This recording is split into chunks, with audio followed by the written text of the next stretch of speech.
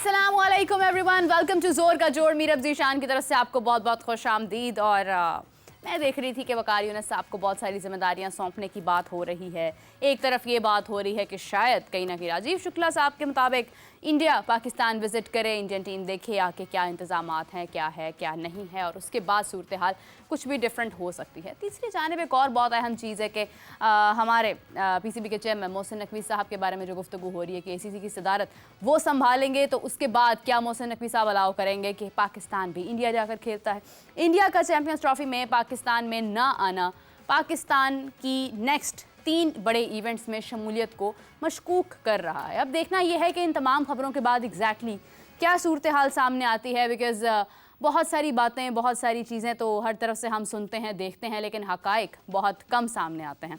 अगर Indian team यहाँ पर आती है, पाकिस्तान विजिट करती है, सिक्योरिटी पर्पसेस देखती है और ईमानदारी के साथ फैसला करते हुए वापस जाते हैं, तो मेरे ख्याल से कि ये बेबुनियाद बात होगी कि आप हाइब्रिड मॉडल पर उसको शिफ्ट कर दें। बल्कि ना सिर्फ चैम्पियंस ट्रॉफी बल्कि आने वाले अगले कई इवेंट्स, जिसमें एशिया कप है जिसकी मेज़बानी भारत ने करनी है 2025 में ही, उसके बाद 2026 में मज़ीद जितने भी आगे इवेंट्स आ रहे हैं जो भारत ने ऑर्गेनाइज़ करने हैं, तो फिर पाकिस्तान के पास एक बहुत बड़ी ऑप्शन है। और मोहसिन नकवी साहब क्योंकि एसीसी की सदारत संभाल सकते हैं जेशा के बाद, तो हो सकता है कि फिर मोहसिन नकवी साहब भी कहें कि हम ऐसी किसी भी सूरत हाल में पाकिस्तान को वहाँ नहीं भेजें, कि हमें भी हाइब्रिड मॉडल पर जाना है। तो जितने भी लोग ये बात कर रहे हैं कि इंडिया को पाकिस्तान नहीं आना चाहिए, सिक्योरिटी के मसाइल हैं, क्रिकेट एक तरफ है लेकिन हमारी सिक्योरिटी एक तरफ है, तो वो इस बात को मद्देनज़र रखें कि आने वाले टाइम में जब भारत मेज़बानी करेगा तो पाकिस्तान के पास भी एक बहुत स्ट्रॉन्ग रीज़न मौजूद है कि पाकिस्तान भी नहीं आ सकता, और इसका नुकसान सिर्फ और सिर्फ क्रिकेट को पहुँचता है।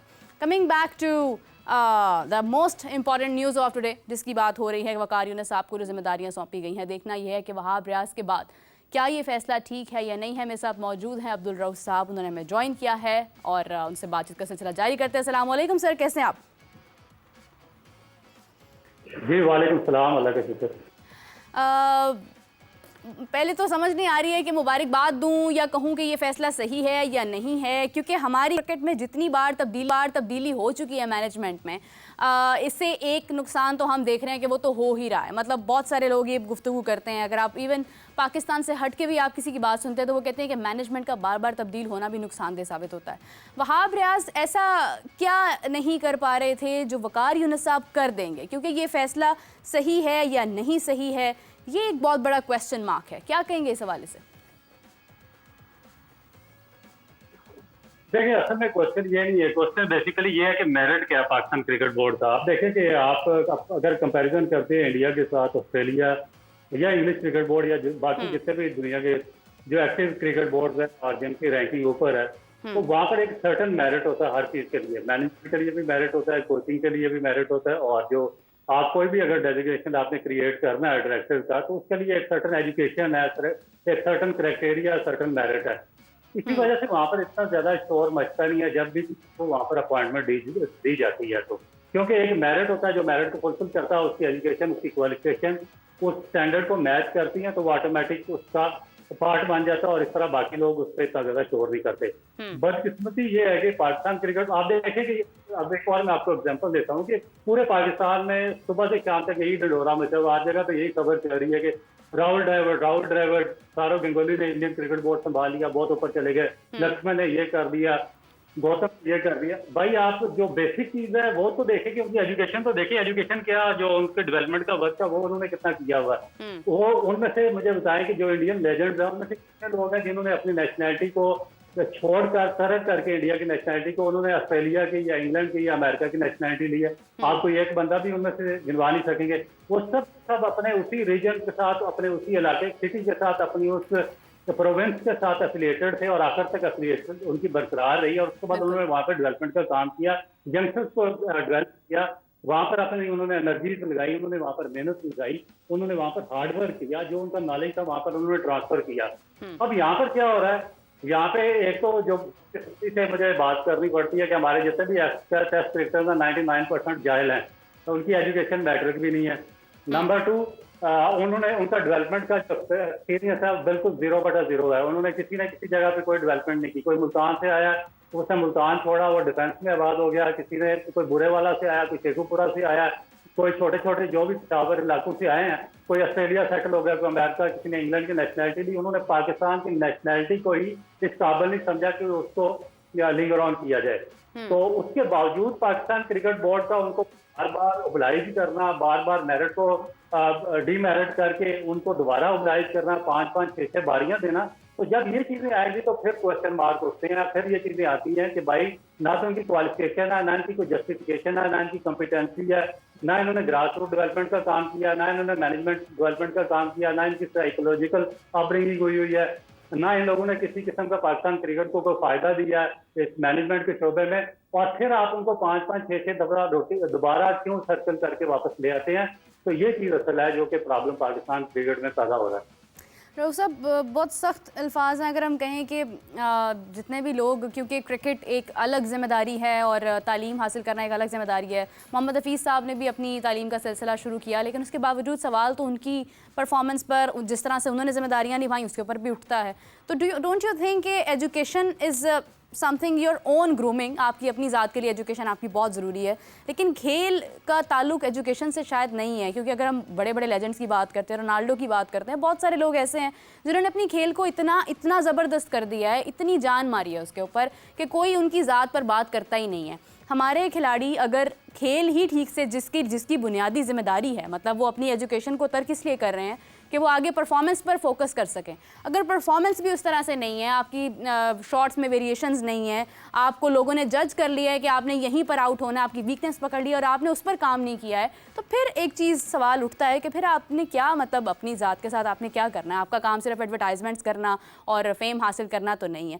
लेकिन एजुकेशन का ताल्लुक मेरे ख्याल से खेल के साथ नहीं है। क्या कहेंगे इस हवाले से?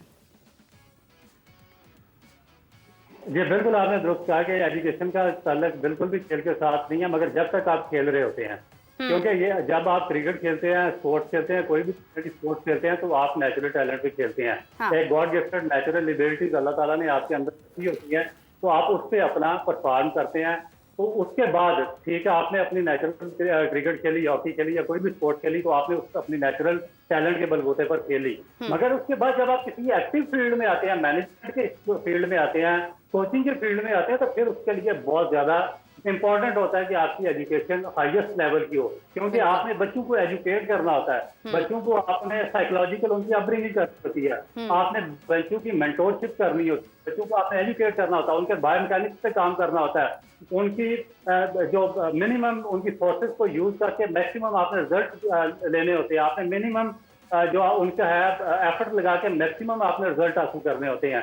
तो उसके लिए फिर पूरी दुनिया में स्पोर्ट्स साइंसेज के शोबे हैं कि वहां पर जाएं, आप मास्टर एमफिल करें, आप कोई पीएचडी करें, इन शोबों में आप अपने आप को एजुकेट करें और उसके बाद आकर आप यंगस्टर्स को उनको एजुकेट करें। जहां तक जो बाकी क्रिकेट खेलने वाले प्लेयर्स हैं, उनकी एजुकेशन का कोई ताल्लुक नहीं है कि अगर उनके पास एजुकेशन है या नहीं। अगर उनके अंदर नेचुरल टैलेंट है तो वेरी गुड, और वो दुनिया में हर बंदे ने प्रूव किया है। आप बड़ा फुटबॉलर देख लें, अर्जेंटीना के देख लें, पाकिस्तान के क्रिकेटर्स देख लें, हॉकी के फास्ट प्लेयर्स देख लें कि उनकी कोई ऐसी एजुकेशन नहीं थी, मगर उन्होंने एक सर्टन लेवल परफॉर्म किया और लेजेंड बने। मगर जब आप मैनेजमेंट या कोचिंग या इस शोबे में आते हैं, डेवलपमेंट के शोबे में, तो वो चीज फिर नेचुरल टैलेंट पे नहीं चलती। उससे फिर आपका जो पास्ट रिकॉर्ड है वो जीरो हो जाता है, चाहे आपने 100 खेले या 200 खेले या 300 खेले हैं। उससे फिर आपकी आती है असल चीज कि आपकी कितनी एजुकेशन है और आप किस तरीके से मेंटरशिप बच्चों की कर सकते हैं और उनके स्किल डेवलपमेंट किस तरह कर सकते हैं।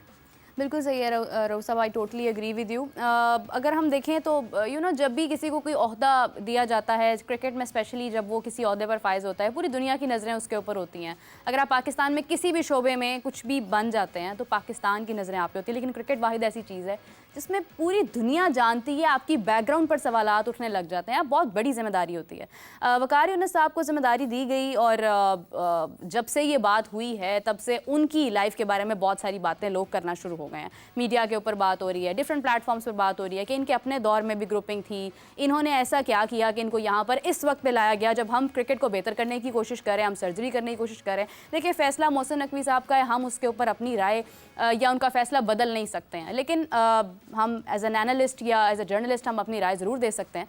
तो क्या आपको लगता है कि इस वक्त में जहाँ पर हमारी क्रिकेट मुसलसल डाउनफॉल का शिकार है, हमें शायद कोई और बहुत बेहतर हो सकता था, या डू यू थिंक कि ठीक है जो फैसला कर लिया है वो बिल्कुल दुरुस्त है? जी बिल्कुल भी नहीं दुरुस्त, क्योंकि जो वन मैन शो पे तो आप कभी भी फैसला नहीं कर सकते। इससे पहले जितने फैसले आपके वन मैन शो पे हुए हैं, जिस तरह इंतजामुल हक बहुत अच्छा तक वन मैन शो रहे पाकिस्तानी क्रिकेट में, वो एक अन्नदाता रहे हैं, पाकिस्तान क्रिकेट के कैप्टन थे, तो उसमें पाकिस्तान क्रिकेट डिक्लाइन पे गई है। उसके बाद शहरियार खान ने मिसबाहुल हक को आलिमान वन मैन शो बनाया, सारा सिस्टम उनके हवाले किया, पाकिस्तान क्रिकेट और तबाह हुई।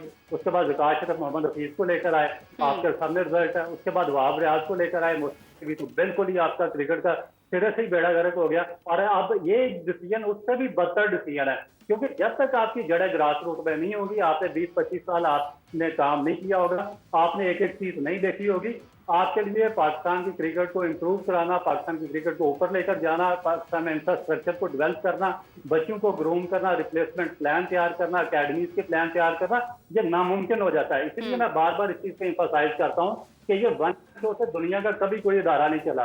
अगर आपने इदारे को चलाना है तो आपके पास सिर्फ एक ऑप्शन है, वाइड ऑप्शन। अगर आज नहीं तो आप 10 साल, 5 साल बाद, 5 साल नहीं 10 साल, 10 नहीं 20 साल के बाद मगर जाएंगे आप इसी ऑप्शन पे कि आपको एक स्ट्रॉन्ग गवर्निंग बोर्ड बनाना पड़ेगा। और गवर्निंग बोर्ड का ही काम होगा पाकिस्तान क्रिकेट बोर्ड के चेयरमैन को इलेक्ट करना। गवर्निंग बोर्ड का ही काम होता है कि जितने बाकी उमूर है क्रिकेट के वो तय करना, तकर्रियां कराना, इंफ्रास्ट्रक्चर डेवलपमेंट उन्होंने करना होता है। सिलेक्शन कमेटी का जो नाम आते हैं उन्होंने फाइनलाइज करने होते हैं। या टीम के अंदर कोई प्लेयर अगर इंडेक्स किया, क्यों इंडेक्स किया, उसकी परफॉर्मेंस के सवाल गवर्निंग बोर्ड में होने चाहिए। अगर किसी की रॉन्ग सिलेक्शन हुई, उसकी सवाल गवर्निंग बोर्ड में होने चाहिए। अगर पैसों का ऑडिट है, पैसों में घपला है, करप्शन है, उसका ऑडिट गवर्निंग बोर्ड में होना चाहिए, गवर्निंग बोर्ड में क्वेश्चन होना चाहिए। मगर ओवर द ईयर जो मैं देख रहा हूँ पिछले 15-20-25 साल से, इस क्रिकेट को एक डिक्टेटरशिप के जरिए चलाया जा रहा है। गवर्नरशिप में बहुत ही लो जो लोग होते हैं कैटेगरी के, उनको लाया जाता है। जो रीजन इस वक्त ग्रेड 1 में क्वालिफाई नहीं कर सकते, ग्रेड 2 में है, उनके नुमाइंदे गवर्निंग बोर्ड में बैठे हुए हैं। 2-3 के नाम गवर्नमेंट दे देती है, वो बात करते ही नहीं है। तो ये 7-8 बंदे होते हैं, तो फिर वो जो आपका चेयरमैन होता है वो अन्नदाता बन जाता है, सारे फैसले उसी के हाथ में आ जाते हैं। फिर वो चाहे क्या करे या शायद करे, चाहे पाकिस्तान को उससे नुकसान हो चाहे फायदा हो, तो फिर वो एक ही अकेला रिस्पॉन्सिबल होता है। मगर उसमें एंड रिजल्ट यही निकलता है जो आपका एशिया कप में निकला, जो पिछले वर्ल्ड कप में निकला, जो T20 वर्ल्ड कप में निकला, जो ऑस्ट्रेलिया के टूर पे निकला, और जो ओवरऑल आपका स्ट्रक्चर डिमोलिश होगा पूरे पाकिस्तान का फर्स्ट क्लास और डोमेस्टिक का स्ट्रक्चर, तो इस सूरत में फिर आपका रिजल्ट निकलेगा। बिल्कुल सही बात है। रऊफ साहब, आपकी तमाम गुफ्तगू से एक और बात मेरे जहन में आ रही थी कि जब सर्जरी की बात हो रही थी तो पहला जो स्टेप लिया गया वो वहाब रियाज और अब्दुल रज़ाक को रिमूव करने का लिया गया, और उनके ऊपर एक कह लें कि इल्ज़ाम कह लें या उनके बारे में जो भी गुफ्तगू की गई कि वो शायद जिम्मेदारी ठीक से निभा नहीं सकें अपनी। वहाब रियाज को तो दोबारा से ट्रेनिंग पर भेज दिया गया और इम्कानात यही जाहिर हो रहे हैं कि शायद वो फिर से पीसीबी में आ सकते हैं। तो क्या सिर्फ अब्दुल रज़ाक को पीछे करना था और वहाब रियाज को सिर्फ इसलिए साथ मिलाकर पीछे कर दिया गया कि कोई क्वेश्चन ना रेज करे कि सिर्फ वाई ओनली वन मैन? मतलब क्या मकसद था इस तमाम फैसले का, अगर आपने आज आकर फिर वही चीज़ें दोहरानी है तो? देखिए, कोई इसका कोई सर्च नहीं है, कोई पाँव नहीं है, आपके सामने है। देखिए, अगर मैं कोई गलत बात कर रहा हूँ तो मुझे बताएं, क्योंकि ये सिर्फ आईवाश होता है, एक धोखा दिया जाता है आवाम को। और उस धोखे के बाद वो सारे के सारे जो करेक्टर्स होते हैं, जो पुतलियां होती हैं, जो उनके इशारों पे नाचती हैं, वो अपनी जगह पे मौजूद होती हैं। और ये खेल मैं पिछले 30-40 साल से पाकिस्तान क्रिकेट बोर्ड में देख रहा हूँ, और वही कठपुतलियां नाच रही हैं उन्हीं के इशारों पे। अगर कोई सिलेक्शन में फेल होता तो उसको कोचिंग में भेज देते, कोचिंग में फेल होता तो उसको पाकिस्तान टीम के साथ मैनेजमेंट लगा दिया जाता है, वहां से फेल होता है तो डोमेस्टिक में दोबारा भेज देते हैं, वहां से फेल होता है तो किसी और जगह पे उसको भेज दिया जाता है। तो ये आईवाश है जो आवाम को बेवकूफ बनाने के लिए धोखा दिया जाता है। तो इसीलिए मैं कहता हूँ कि आपका गवर्निंग बोर्ड आपको जो इंफ्रास्ट्रक्चर है बेसिकली उसको एम्पावर कर रहा है। आपके डिस्ट्रिक्ट जो क्लब क्रिकेट है वहां से जो आपके जो जेन्युइन रिप्रेजेंटेटिव होते हैं, जो इलेक्ट होकर आते हैं, उनको बाख्तियार बनाना पड़ेगा। और फिर जो पावरफुल लोग हैं उनका एक गवर्निंग बोर्ड होना पड़ेगा जो ऐसी जो तकर्रियां जब आप करते हैं, जो मेरिट को बाईपास करके, जिस तरह ये अपनी पसंद के लोगों को, अगर कोई देखे फारिश है, वहाब रियाज की, अब्दुल रज़ाक की, यूसुफ की, आगे पीछे जितने भी लोग फिर रहे हैं, तो वो फिर बार बार ही आते रहेंगे, आप इनको क्रिकेट से निकाल नहीं सकते। लेकिन आप देखें ना कि जो समझने वाली बात ये है कि उससे नुकसान किसका हो रहा है। पाकिस्तान का जो नेशनल इंटरेस्ट है बड़ी बुरी तरह मजबूत, पाकिस्तान का नेशनल इंटरेस्ट सफर कर रहा है। ये लोग तो अपने पैसे बना रहे हैं, आईसीसी आपको फंडिंग दे रही है, बेहतर फंडिंग दे रही है।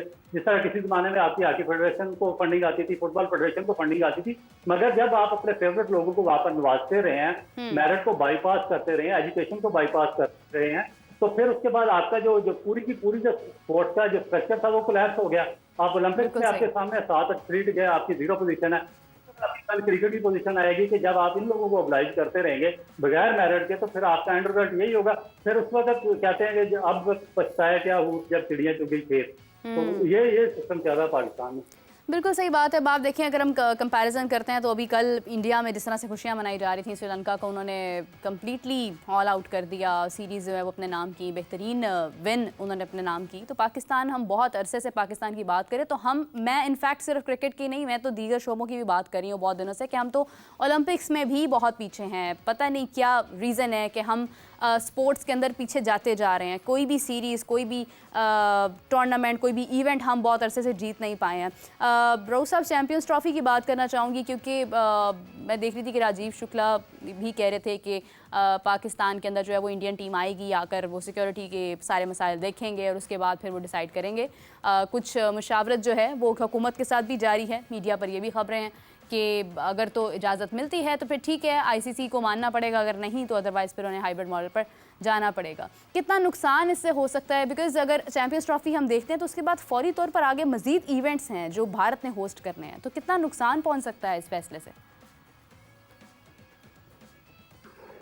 देखिए, मेरा ख्याल है कि पाकिस्तान क्रिकेट बहुत ज़्यादा सफ़र करेगी। पहले ही हम बहुत ज़्यादा जो वार एंड टेरर में जब हम गए थे तो उसके बाद हमें एक बहुत लंबा अर्सा आइसोलेट रहना पड़ा था इंटरनेशनल क्रिकेट से, और उसकी वजह से हमारे जो ग्राउंड वीरान हुए, हमारा क्रिकेट का पूरा इंफ्रास्ट्रक्चर बर्बाद हुआ और हम बहुत पीछे चले गए।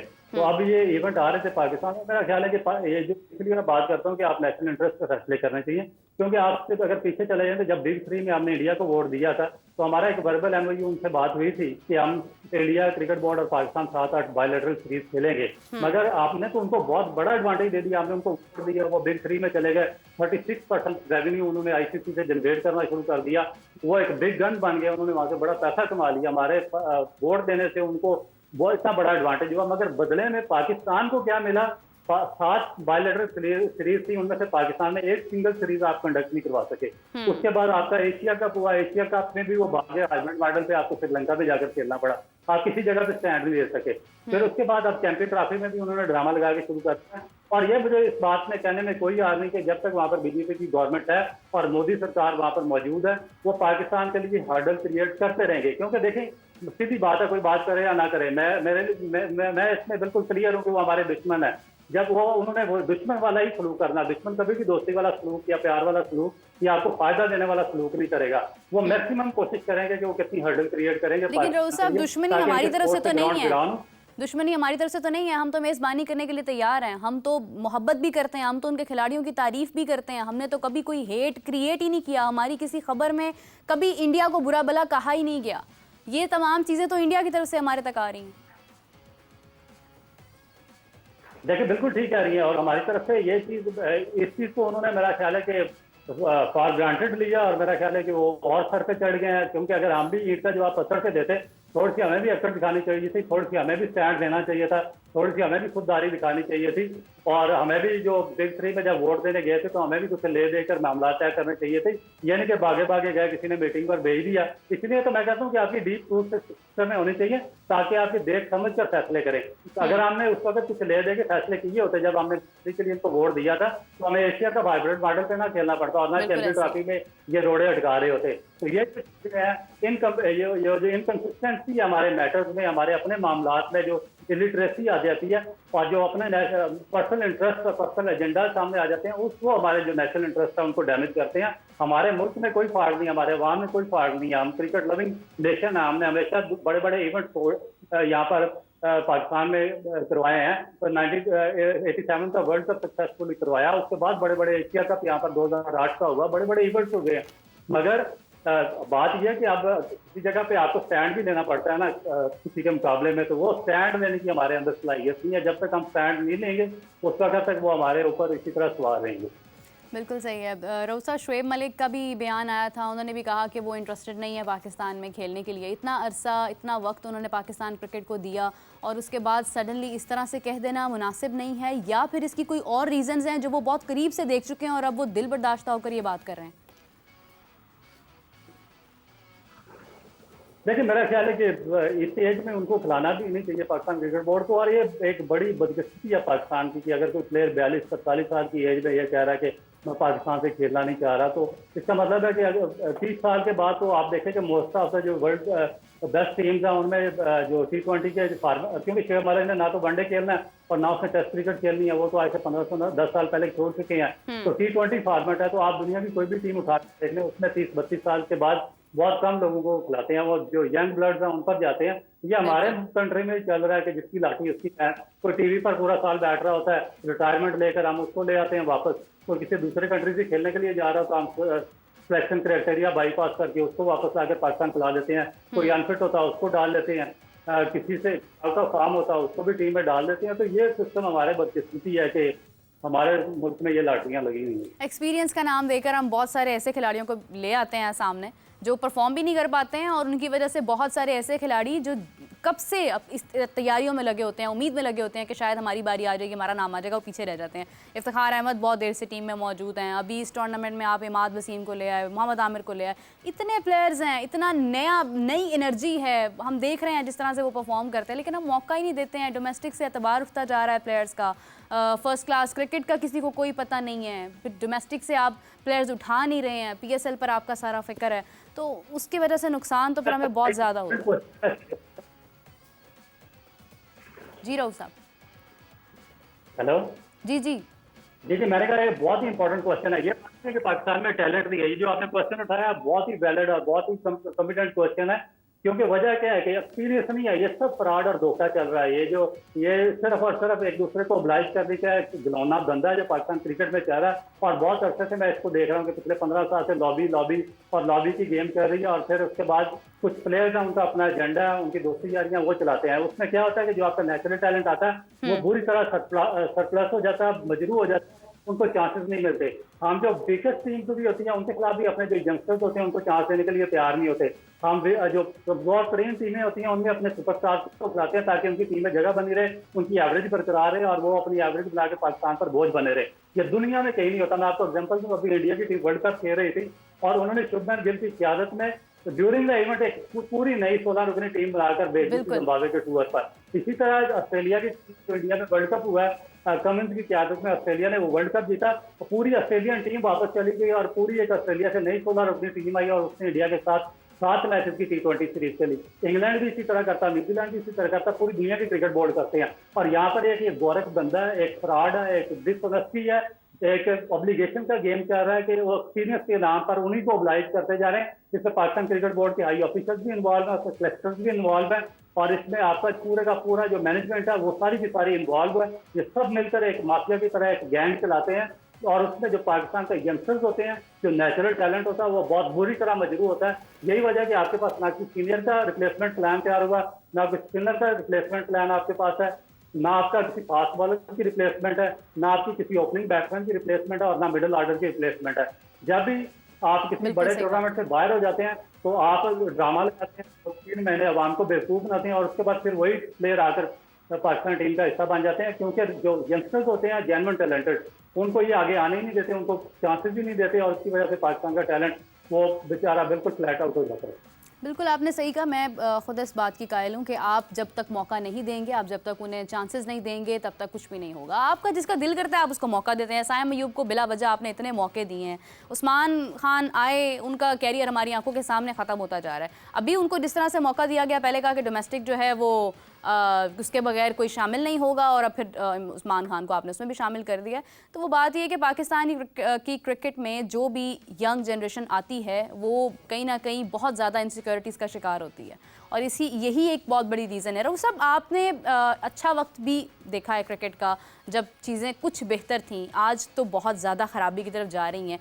व्हाट डू यू थिंक कि ये एक पॉइंट था जहाँ पर हमारी क्रिकेट की जो बर्बादी है वो शुरू हो गई थी? देखिए, मेरा ख्याल है कि जब आपने बार बार अपना डोमेस्टिक स्ट्रक्चर चेंज किया, जब पाकिस्तान क्रिकेट बोर्ड में पैसा आना शुरू हुआ, चेयरमैन बार बार बदलना शुरू हुए, आपके जो पॉलिटिशियंस थे उन्होंने अपने फ्रंटमैन को ऑब्लाइज करना शुरू कर दिया, और उन्होंने आगे गवर्निंग बोर्ड को वोट देने के लिए अपने चेयरमैनशिप कंटिन्यू करवाने के लिए उन्होंने जो आपका एक स्ट्रॉन्ग गवर्निंग बोर्ड होता था उसको वीक करना शुरू कर दिया। एक ऐसे लोग जिनका कोई किरदार नहीं था क्रिकेट के अंदर, और वो कोई क्रिकेट अच्छे एडमिनिस्ट्रेटर भी नहीं थे, उनको गवर्निंग बोर्ड में लाया गया, उनसे वोटिंग ली गई, बार बार उनको लाया गया, उन्होंने अपने बच्चे भतीजे भांजे और रिश्तेदार सारे वहाँ पर इन्वॉल्व करवाए। फिर सिलेक्शन कमेटी में एक बंदा चला फिर जूनियर सिलेक्शन कमेटी में एक धंधा चलता रहा, तो उसके बाद पूरा का फिर उसके बाद जो सबसे बुरा खिलवाड़ इन्होंने किया वो पाकिस्तान के डोमेस्टिक स्ट्रक्चर के साथ किया कि हर साल 2 साल के बाद ये पाकिस्तान का डोमेस्टिक स्ट्रक्चर कम्प्लीटली चेंज कर देते थे। और उसकी वजह से जो आपका यंगस्टर था उसके पास कोई अपॉर्चुनिटी नहीं थी। मजबूरन ये होगा कि जो सिस्टम से बाहर होना शुरू हुए यंगस्टर्स उन्होंने दूसरे माले का रुख करना शुरू किया दिया, कोई अमेरिका चला गया, कोई इंग्लैंड में सेटल होना शुरू कर दिया। फिर इन्होंने एक क्राइटेरिया बनाया कि जो सीनियर प्लेयर्स हैं इन्होंने बगैर जांचे हुए गधे और घोड़े को एक ही लाठी से आंका, क्योंकि जब आप डोमेस्टिक क्रिकेट फर्स्ट क्लास चला रहे होते हैं तो उसमें आपके सीनियर प्लेयर 5-6 होना बहुत ज्यादा जरूरी है हर टीम में, ताकि वो प्रॉपर्ली जो यंगस्टर्स आते हैं उनको अच्छे तरीके से ग्रूम और गाइड कर सके, और फिर with the passage of the time जो यंगस्टर्स हैं उनकी रिप्लेसमेंट लें और वो फिर जो सीनियर्स हैं वो रिटायर हों और उसकी जगह नए यंगस्टर्स ग्रूम हो चुके हों। मगर इन्होंने यकलस जितने भी सीनियर थे उनको डोमेस्टिक क्रिकेट से साइडलाइन कर दिया। अब कोच कभी भी आपको ट्रेन नहीं करता। क्रिकेट में कोचिंग बहुत ही इसमें सबसे कम इंटरफेरेंस होती है कोच की, मगर जो सीनियर प्लेयर ग्राउंड के अंदर होता है, जो कैप्टन होता है, वो प्लेयर्स को बनाते हैं। तो वो फिर आपका जो डेवलपमेंट का प्रोसेस था वो सारे का सारा खत्म हो गया जब आप सीनियर प्लेयर्स निकाले। तो ये मेरा ख्याल है कि जो एक ग्रास रूट प्रॉब्लम थी जिसकी वजह से पाकिस्तान की जो सिस्टम था उसे सफर किया। वैसे भी कोचेस की जरूरत आपने बिल्कुल सही कहा कि वो इस वक्त तो है ही नहीं। कोचेस की जरूरत हमें वहां पर है जो ग्रास रूट लेवल पर है, जहां पर अभी खिलाड़ियों ने अपने आप को प्रोड्यूस करना है, अपना टैलेंट बाहर निकालना है, उस वक्त हमें कोचेस की जरूरत है। वहां पर कोई कोचिंग करने के लिए तैयार नहीं है, ग्रास रूट लेवल आपका खाली पड़ा है, वहां पर कोई जाने के लिए तैयार नहीं है। कोई स्कूल लेवल से लेकर अभी तक क्रिकेट पर किसी किस्म का कोई काम होता ही नहीं है। बस आए प्लेयर्स और उनको मशीन में डाला और निकाल कर पेश कर दिया जाता है। तो उस तरह से चीज़ें तो ख़राब होती रहती हैं। रऊफ साहब, शाहिद आफरीदी ने बहुत क्लियरली एक बात कही कि ऐसे चेयरमैन होने ही नहीं चाहिए जिनके ऊपर मतलब जिम्मेदारी क्रिकेट से हटकर कोई और भी हो। तो मोहसिन नकवी साहब की तरफ उनका इशारा था, उन्होंने कहा कि अगर आपके पास सिर्फ क्रिकेट की जिम्मेदारी होती है तो चीज़ें निस्बतन बेहतर हो सकती हैं। सर्जरी बार बार क्रिकेट टीम की तरफ करना, प्लेयर्स को आमने सामने लाना अपनी गलतियों को छुपाने के लिए मुनासिब नहीं है। किस तरफ इशारा है बेसिकली उनका? देखिए, मेरा ख्याल है कि ये चीज़ें तो होंगी जब बेसिक चीज़ मेरे ख्याल में अभी तक वही है कि आप किसी को भी चेयरमैन बना दें, जब तक आपका गवर्निंग बोर्ड स्ट्रांग नहीं होगा, मेरिट पर नहीं बनेगा, वो सारा फंक्शन नहीं होगा, वो सारे डिसीजन अपने हाथ में नहीं रहेगा, वहाँ पर पूछगछ नहीं होगी तो बड़ा मुश्किल होगा सिस्टम को आगे चलाना। क्योंकि अगर आप किसी को भी एडमिनिस्ट्रेटर को अच्छे एडमिनिस्ट्रेटर को ऊपर ले आते हैं तो वो क्या करेगा, आपकी बिल्डिंग को बाहर से वो रंग पेंट कर देगा, अच्छे तरीके से टाइलें वगैरह लगी कुछ जा देगा, मगर अंदर से तो आपका जो ढांचा वो लड़खड़ाता रहेगा और फिर एक टाइम आएगा कि आपको सारे का सारा स्ट्रक्चर जमीन बहुत हो जाएगा। जब तक आपकी जड़ें बहुत ज्यादा रूट में मजबूत ना हो। अभी जिस तरह आपने कोचिंग की बात की है तो कोचिंग में देखे ना कि 2 कोचेज होते हैं, एक स्ट्रेटजिकल कोचेज होते हैं जो हाईएस्ट लेवल पे होते हैं, एक बायोमैकेनिक्स कोचेज होते हैं जो अंडर 13 अंडर 15 को करते हैं, जिनके पास नॉलेज होना चाहिए साइंस का, ताकि वो बॉडी पार्ट जानते हूँ, बॉडी मैकेनिक्स को जानते हूँ, बॉडी मोशंस को जानते हूँ और जो स्लिप्स को जानते हूँ, ताकि वो उस तरीके से बच्चों को प्रॉपरली गाइड करें उनके बॉडी पार्ट्स के मुताबिक। मगर हमारा उल्टा होता है, हम जहाँ पर हमने बायोमैकेनिकल कोचिंग लगाने होते हैं जूनियर लेवल पर, वहाँ पर आप स्ट्रेटजिकल कोचिंग लगा देते हैं, उनके बच्चों को भी समझ नहीं आती, 5 साल बाद फिर हम उसी जगह पे खड़े होते हैं। रऊफ साहब, हमारे तो डॉक्टर इंजर्ड प्लेयर्स को कहते हैं कि आप खेलते रहे, टूर्नामेंट निकाल जाएं, कोई बात नहीं। हमारे तो बोर्ड के अंदर डॉक्टर्स ये बात कर रहे होते हैं कि कोई बात नहीं, आपको इंजरी है लेकिन आप टूर्नामेंट निकाल दें। डॉक्टर्स ने कितने प्लेयर्स को नुकसान पहुंचाया यहाँ पर? देखिए, वही स्पार्सी कल्चर है ना कि जब डॉक्टर भी आप स्पार्क पे अपॉइंट करेंगे कि वो ये मेरा स्पार्सी है, इसको आप डॉक्टर लगा दें, तो फिर उसके एंड रिजल्ट यही आएंगे। क्योंकि डॉक्टर की भी स्पोर्ट्स के जो स्पेशलिस्ट होते हैं उनकी फील्ड अलग होता है, वो उनका स्पोर्ट्स में किसी ना किसी तौर पर उनका इंटरफेरेंस होती है। क्योंकि जब आपको अर्ली निगलिंग होती है किसी भी बच्चे को, एथलीट को, तो वो उसमें वो एग्जैक्टली वो जान जाते हैं कि ये जो निगलिंग है ये किस किस्म की है, डेंजरस है, माइल्ड है, सुपरफिशियल है या किस किस्म की है, ताकि वो एग्जैक्टली उसको जान के पहले ही उसको रेस्ट कर वो बड़ी इंजरी से बच जाए। अब होता है क्या कि वो जो निगलिंग होती है अर्ली ऑन, उसको वो कंसिडर करने में, उसको जांचने में नाकाम रहते हैं, क्योंकि उनकी एबिलिटी इतनी नहीं होती है, स्वास्थ्य पर आए होते हैं। तो वो बीमारी जब बड़ी इंजरी होती है, आपको पूरा आपका शोल्डर खराब हो जाता है, आपका ये जो नी है वो पूरे का पूरा खराब हो जाता है, तो फिर आपके एथलीट को 1 साल या 2 साल के लिए बाहर होना पड़ता है। तो एक देखिए छोटी सी स्पार्क की वजह से आपके अच्छे एथलीट से आप हो गए।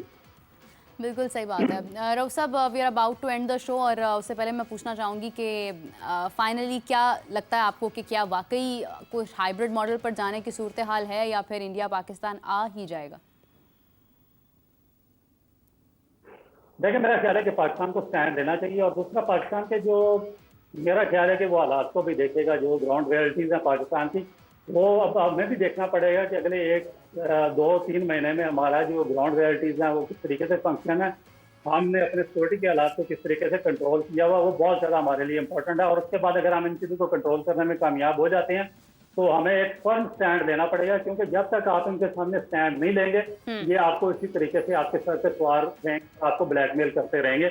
आपको कोई जरूरत नहीं इनकी मिन्नतें करने की। आपने एशिया कप में भी देख ली, उससे पहले भी आपने देख ली, इनको फायदे पहुंचा के भी आपने देख लीजिए। मगर अब ये मेरा ख्याल है कि एक राइट टाइम है कि आपको स्टैंड लेना पड़ेगा इंडिया के खिलाफ, और आईसीसी में जो अपनी राय है उसको भी वार करनी चाहिए, और जो इंटरनेशनल आपके रिलेशन है बाकी कंट्रीज के साथ, उनको भी स्ट्रेंथन करने की जरूरत है, ताकि अगर वो नहीं भी आते तो कम से कम बाकी दुनिया की सारी टीमें वहाँ पर मौजूद हूँ, और वो इंडिया को एक स्ट्रॉन्ग मैसेज दें कि आपने सिक्योरिटी का इशू बनाकर आपने पॉलिटिक्स को खेल में इन्वॉल्व किया। बिल्कुल सही बात है। सिक्योरिटी की बात एक तरफ है, लेकिन रऊफ साहब अफसोस की बात यह है कि हमारे इस वक्त हम ये सोच रहे हैं कि हम अपने स्टेडियम्स की सूरत हाल बेहतर करते हैं, तोड़ फोड़ करके हम बैठे हैं। और अभी अगर कोई आ भी जाता है देखने, तो अगर वो ये सवाल रेस कर देता है, भैया आपके तो स्टेडियम्स ही ठीक नहीं है, अभी कैसे आप 5 महीने 6 महीने के अंदर अंदर सारी मुरम्मत करेंगे, तो फिर वो भाग दौड़ में 11th आवर में जाकर काम करने से बेहतर नहीं था ये सारी चीज़ें तो पहले ही सामने थी, पहले ही शुरू कर देते, फिर मुरम्मत अगर करनी थी, कोई रिकंस्ट्रक्शन करनी थी। तो ये भी तो एक इशू है कि हम अब इस वक्त जाकर जो है वो तोड़ फोड़ करके बैठे हैं। देखिए वो बात वही है कि जब आपके सर से पानी गुजर चुका होता है उसके बाद आप डिसीजन लेते हैं, और उससे पहले हमें तो पता ही नहीं था कि हमने चैंपियन ट्रॉफी करानी है। हम तो सोए हुए थे, हमारी तो एक म्यूजिकल चेयर चल रही थी, कभी शेख साहब की, कभी अशरफ की, कभी की अपने मोहसिन नकवी साहब की, कभी किसी और की, और वसीम खान की, कभी शहरियार खान की, कभी इरफान मानी की। तो हमें तो मेरा ख्याल है कि अभी हम साथ से जागे हैं 1 आध महीना पहले कि हमने चैंपियन ट्रॉफी पाकिस्तान में कंडक्ट करवानी है, तो हमने फिर सारी तोड़ फोड़ शुरू कर दी, और उसके बाद शुरू कर दिया ये सारा खेल अपना। तो मेरा ख्याल है कि हमें थोड़ा सा अपने गिरबानों में जागने की बड़ी सख्त जरूरत है, उसके बाद हम किसी दूसरे को ब्लेम दे सकते हैं।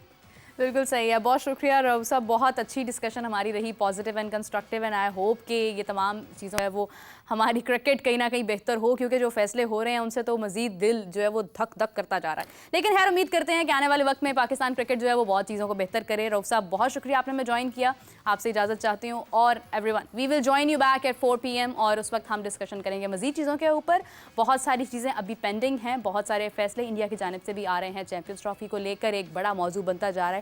पहले सिर्फ चैंपियंस ट्रॉफी था, लेकिन अब एशिया कप से लेकर जितने भी इवेंट्स, अभी मेरे ख्याल से 2 से 3 इवेंट्स आगे भारत ने होस्ट करने, उनके ऊपर भी सवाल उठ रहा है। तो ये क्रिकेट के अंदर जो है ये मुसलसल तब्दीली जो हो रही है, और पाकिस्तान इंडिया का मैच जो अफेक्ट हो रहा है इस चीज़ की वजह से, वो एक बहुत इंपॉर्टेंट चीज़ है, तो उस पर भी बात करेंगे। तब तक के लिए मुझे इजाज़त दीजिए, अल्लाह हाफिज़।